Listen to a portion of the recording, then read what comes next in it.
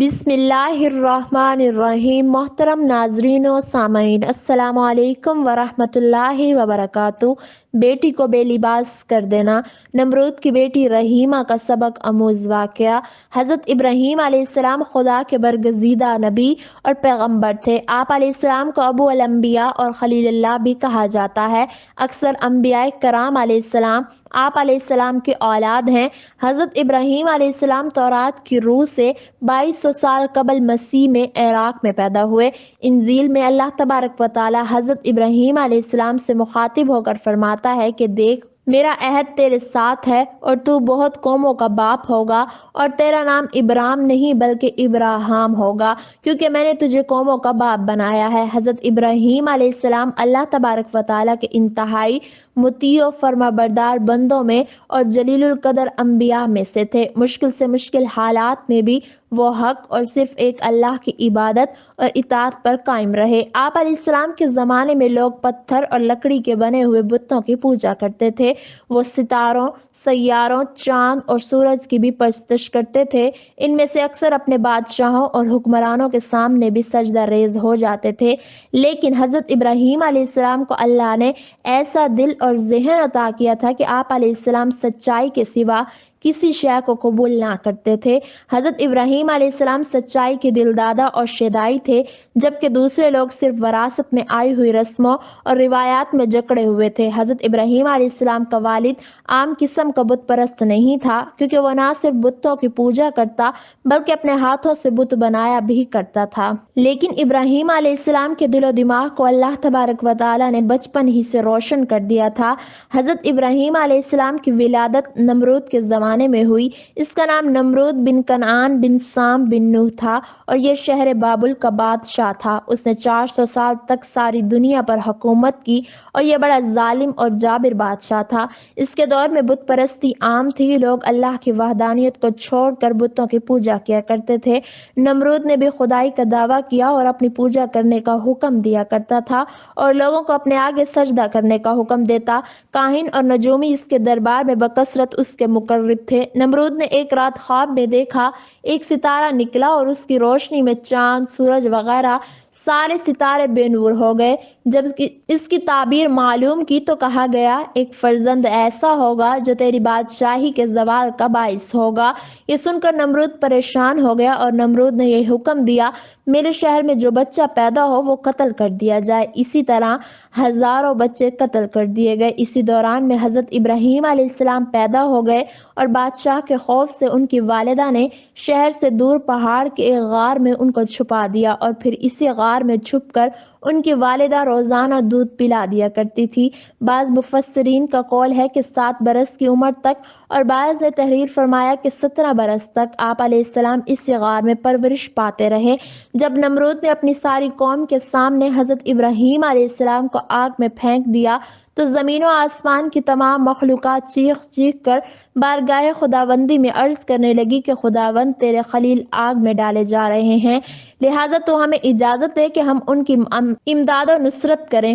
تو اللہ تعالیٰ نے فرمایا کہ ابراہیم میرے خلیل ہیں، اگر حضرت ابراہیم علیہ السلام تمہاری مدد طلب کریں تو میری اجازت ہے کہ تم سب ان کی مدد کرو، اگر وہ میرے علاوہ کسی کی مدد طلب نہ کریں تو بس میں ان کا دوست اور مددگار ہوں۔ اس کے بعد پانی کا فرشتہ آیا، پھر ہوا کا فرشتہ آیا، تو آپ علیہ السلام نے ان دونوں فرشتوں سے فرمایا کہ مجھے تم لوگوں کی کوئی ضرورت نہیں، میرے لیے اللہ ہی کافی ہے۔ ایک روایت میں ہے کہ جب کافروں نے آپ علیہ السلام کو آگ میں ڈالا تو اس وقت آپ علیہ السلام نے یہ دعا پڑھی، لا الہ الا انت سبحانک لک الحمد ولک الملک لا شریک لک۔ اور جب آپ علیہ السلام آگ کے شعلوں میں داخل ہو گئے تو حضرت جبرائیل علیہ السلام تشریف لائے اور کہا، کیا آپ علیہ السلام کو کوئی حاجت ہے؟ تو آپ علیہ السلام نے فرمایا، کوئی حاجت نہیں ہے۔ تو حضرت جبرائیل علیہ السلام نے کہا، پھر خدا ہی سے اپنی حاجت عرض کیجئے۔ تو آپ علیہ السلام نے جواب دیا کہ وہ میرے حال کو خوب جانتا ہے۔ اس وقت آپ علیہ السلام کی عمر شریف 16 یا 20 برس کی تھی۔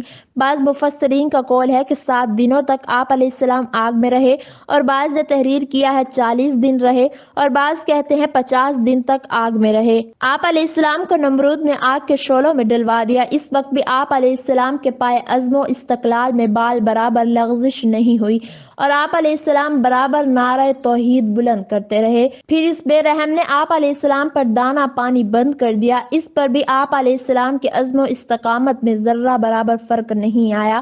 ناظرین، نمرود کی ایک بیٹی تھی جس کا نام رحیمہ تھا۔ جب نمرود نے حضرت ابراہیم علیہ السلام کو آگ میں پھینکا تو اس وقت وہ لڑکی محل کے اوپر سے یہ منظر دیکھ رہی تھی۔ جب ابراہیم علیہ السلام کو آگ میں نماز ادا کرتے دیکھا اور آپ علیہ السلام کے ارد گرد بہت سے گلاب کے پودوں اور پانی اور درختوں کو دیکھا اور دل میں وہ کہنے لگی، میرا باپ تو کچھ بھی نہیں ہے، قدرت، عزت اور بادشاہی تو اللہ تبارک و تعالیٰ کی ہے، میرا والد جھوٹا اور عاجز ہے، آدمی کو ہلاک کرنے پر بھی قادر نہیں۔ وہ یہ سوچتی ہوئی اکیلی ہی اپنے محل سے نکلی اور اس کے قریب آ گئی۔ اس نے باہر سے حضرت ابراہیم علیہ السلام کو پکارا، اے ابراہیم علیہ السلام، کیا آپ کے علاوہ بھی کوئی آپ علیہ السلام کی بارگاہ میں، آپ علیہ السلام کے رب کی بارگاہ میں اجازت پا سکتا ہے؟ آپ علیہ السلام نے فرمایا، ہاں، وہ شخص جس کا دل میرے رب کے لیے خالص ہو تو آگ میں اس کا حال بھی اسی طرح ہوگا جس طرح میرا ہے۔ اس نے کہا، میں چاہتی ہوں تمہارے رب کے ساتھ صلح کر لوں۔ آپ علیہ السلام نے فرمایا، تو پھر آگ میں داخل ہو جا۔ اس نے آگ میں داخل ہونا چاہا تو ڈر گئی۔ آپ علیہ السلام نے فرمایا، ڈرو مت۔ اس کے بعد آگ کو حکم ہوا، میری بندی کی حفاظت کر۔ اس کے بعد وہ آگ میں داخل ہو گئی تو اللہ کے حکم سے آگ ٹھنڈی ہو گئی تو وہ کہنے لگی، میں جب تک زندہ رہوں گی آپ علیہ السلام کے دین کو نہیں چھوڑوں گی، اور کہا کہ اپنے والد کو بھی نصیحت کروں گی، ہو سکتا ہے وہ میری دعوت مان لے۔ یہ کہہ کر وہ اپنے والد کے پاس چلی گئی اور کہنے لگی، اے میرے باپ، تو کب تک جھوٹے دعوے کرتا رہے گا؟ بادشاہی تو ابراہیم علیہ السلام کے رب کی ہے، تیری کیا بادشاہی ہے؟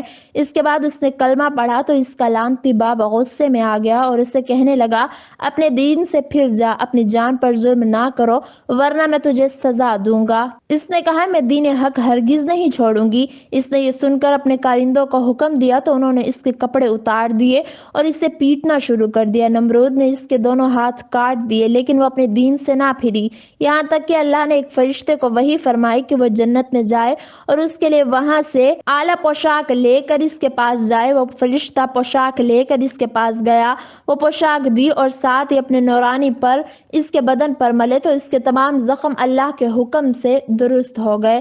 اس نے وہ پوشاک پہن لی، پھر ایک تیز ہوا آئی اور اسے اڑا کر انجانے مقام پر لے گئی جس کے بارے میں اللہ تعالیٰ ہی بہتر جانتا ہے۔ نمرود نے اپنی سلطنت میں یہ قانون نافذ کر دیا تھا کہ اس نے خوراک کی تمام چیزوں کو اپنی تحویل میں لے لیا تھا، صرف ان کو خوراک دی جاتی جو لوگ اس کی خدائی کو تسلیم کرتے تھے۔ ایک مرتبہ ابراہیم علیہ السلام غلہ لینے آئے تو اس نے کہا، مجھے خدا تسلیم کرو پھر غلہ دوں گا۔ آپ علیہ السلام نے بھرے دربار میں کہا، تو جھوٹا ہے اور میں صرف ایک خدا کا پرستار ہوں۔